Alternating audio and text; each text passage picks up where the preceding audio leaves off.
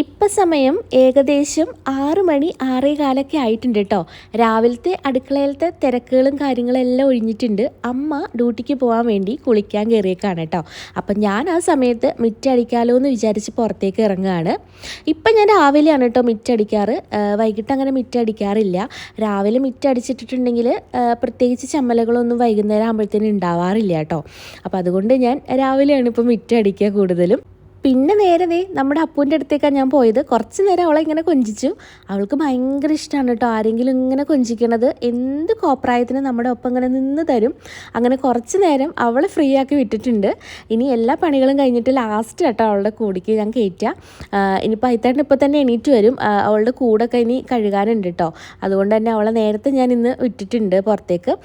അപ്പോഴത്തേനും നമ്മുടെ അയത്തേട്ടൻ എണീറ്റ് വന്നിട്ടുണ്ട് കേട്ടോ. അപ്പോൾ ഡെയിലി അവളുടെ കൂട് കഴുകും. കൂട് കഴുകുന്നതിൻ്റെ ഒപ്പം തന്നെ വണ്ടി ഇങ്ങനെ കുളിപ്പിച്ച് കൊടുക്കും കേട്ടോ. പിന്നെ ആ സൈഡിൽ കുറച്ച് ചെടികൾ വെച്ചിട്ടുണ്ട് കേട്ടോ. കുറച്ച് ചെടികൾ പറയാൻ പാകത്തിനുള്ള ചെടികളൊന്നുമില്ല. അപ്പോൾ കുറച്ച് ചെടികളുണ്ട്. അപ്പോൾ അതും കൂടി ഒന്ന് നനച്ച് കൊടുക്കും. ഇപ്പോൾ പിന്നെ ഇവിടെ മഴയൊക്കെ മാറി നല്ല വെയിലൊക്കെ ഉറച്ച് തുടങ്ങി കേട്ടോ. അതുകൊണ്ട് തന്നെ ചെടികളെല്ലാം അങ്ങനെ വാടി കുരഞ്ഞ് നിൽക്കുന്നുണ്ട്. അപ്പോൾ അതും ഇങ്ങനെ ഡെയിലി നനച്ച് കൊടുക്കും.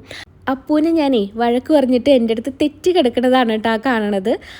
അവളിങ്ങനെ നമ്മുടെ മേത്ത് കയറും. എനിക്കാണെങ്കിൽ ഇങ്ങനെ മേത്തേക്ക് കയറിയുള്ള സ്നേഹത്തിനോടൊന്നും എനിക്ക് താല്പര്യമില്ല കേട്ടോ. വേറൊന്നല്ല, അവളുടെ സ്നേഹം പ്രകടിപ്പിക്കണം അങ്ങനെയാണ്.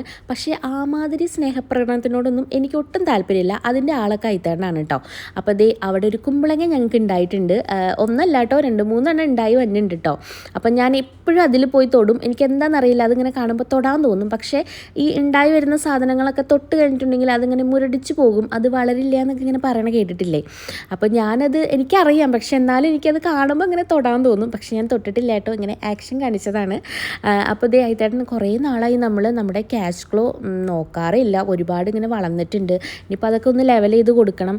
അപ്പോൾ അയത്തേട്ടൻ അതൊക്കെ ഒന്ന് നനയ്ക്കുകയാണ് കേട്ടോ. അപ്പോഴത്തേനും നമ്മുടെ മീൻ വണ്ടി എത്തിയിട്ടുണ്ട് കേട്ടോ. അപ്പം ഈ ഏട്ടൻ്റെ കയ്യിൽ നിന്നാണ് നമ്മൾ മീൻ വാങ്ങിക്കാറ്. അപ്പം ഞാൻ പാത്രം എടുക്കാൻ ഉള്ളിലേക്ക് പോവുകയാണ്.